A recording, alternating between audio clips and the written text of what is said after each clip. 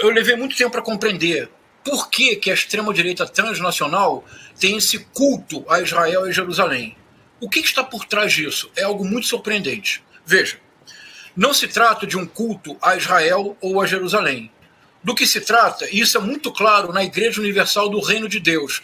Se vocês, mesmo se nós não prestarmos atenção na Igreja Universal, se eu disser para vocês que há 20, 25 anos atrás, quando a Igreja Universal começa a ter importância, vocês se recordam que a Igreja Universal era sobretudo a Igreja de Cristo? Que Cristo era o que o tempo todo era evocado pela Igreja Universal? E se eu lhes disser que nos últimos 15 anos há uma modificação teológica fundamental nas igrejas neopentecostais que começou nos Estados Unidos e que foi importado, é a chamada teologia do domínio, não mais a teologia da prosperidade, que é o princípio dessas igrejas neopentecostais, mas a teologia do domínio. Rodrigo, quando eu realmente compreendi o que é a teologia do domínio, eu caí da cadeira. Veja, eu vou tentar ser o mais sucinto e claro possível, porque é muito importante que se entenda isso. É assim, uma transferência teológica. As igrejas neopentecostais não mais são igrejas de Cristo, porque Cristo já era contraditório com a teologia da prosperidade, mas com a teologia do domínio, que é uma teologia do domínio político e da imposição violenta da própria fé e do próprio Deus sobre todo aquele que pensa de forma diversa. Então, vejam o que acontece hoje nas igrejas neopentecostais. Verdadeiro Deus, verdadeira religião. Há uma transferência radical do Novo para o Velho Testamento. Mas no Velho Testamento não é Moisés, o sábio que conduz o povo no deserto para a libertação. Não é Jó, aquele que aprende com o sofrimento a amar ainda mais o seu Deus. Não é José, aquele que perdoa os irmãos. Não é Salomão, o Senhor da Justiça, capaz de dirimir questões impossíveis usando o bom senso e buscando sempre a justiça. É o Deus da fúria, né? A extrema-direita é isso.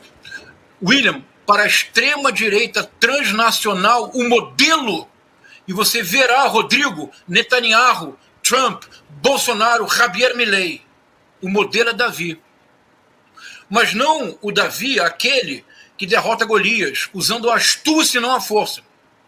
É o Davi, senhor de exército. É o Davi, senhor do império. É o Davi, aquele que uma vez, observando uma mulher no seu banho de purificação, por ela se encanta.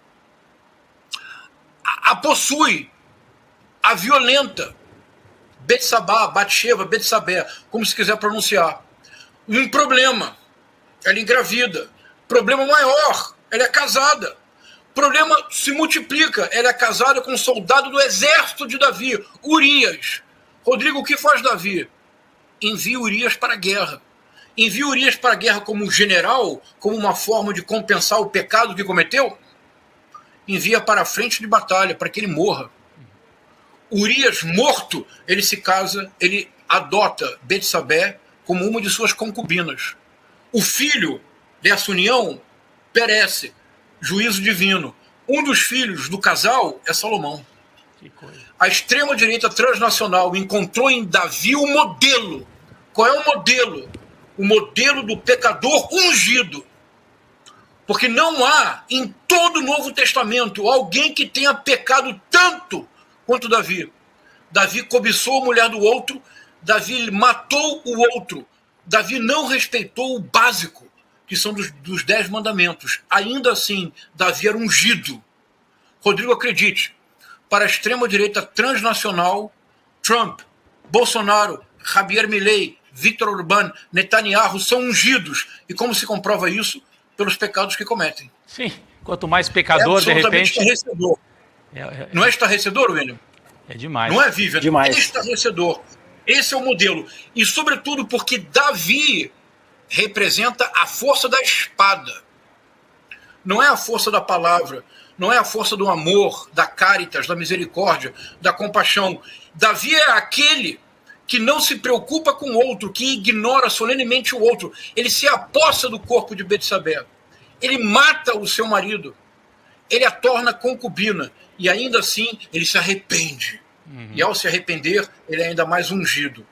Então, a extrema-direita transnacional retorna a Israel, não o Israel dos profetas, não o Israel de Messias, não o Israel de Abraão, não o Israel do misericordioso José.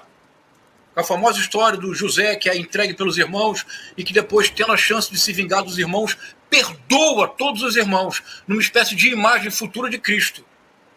A extrema-direita se reúne a Jerusalém e a Israel, mas é preciso dizê-lo, sobretudo a Davi. Em alguma medida, o atual massacre, genocídio, e veja, genocídio mesmo. O Tribunal Internacional Penal de Haia tem um estatuto, que é o Estatuto de Roma. O artigo número 6 é o artigo que define genocídio. 5 práticas são definidas como genocídio. Todas estão em curso no atual massacre realizado contra os palestinos em Gaza. Então, isso me custou muito trabalho compreender. E eu acho que nós precisamos tentar tornar ao máximo essa questão uma questão do debate público. E por quê? Porque com esta concepção de política, a única possibilidade é a retórica do ódio, é a desumanização do outro, é a repetição de massacres, seja simbólicos, seja massacres físicos, como os que estamos assistindo agora. Não é uma questão simples, porque essa articulação da extrema-direita é transnacional. Por isso, Milei, Bolsonaro, Orbán, Trump, todos queriam, alguns fizeram, outros tentaram transferir a embaixada para Jerusalém, mas, sobretudo, todos seguem este modelo.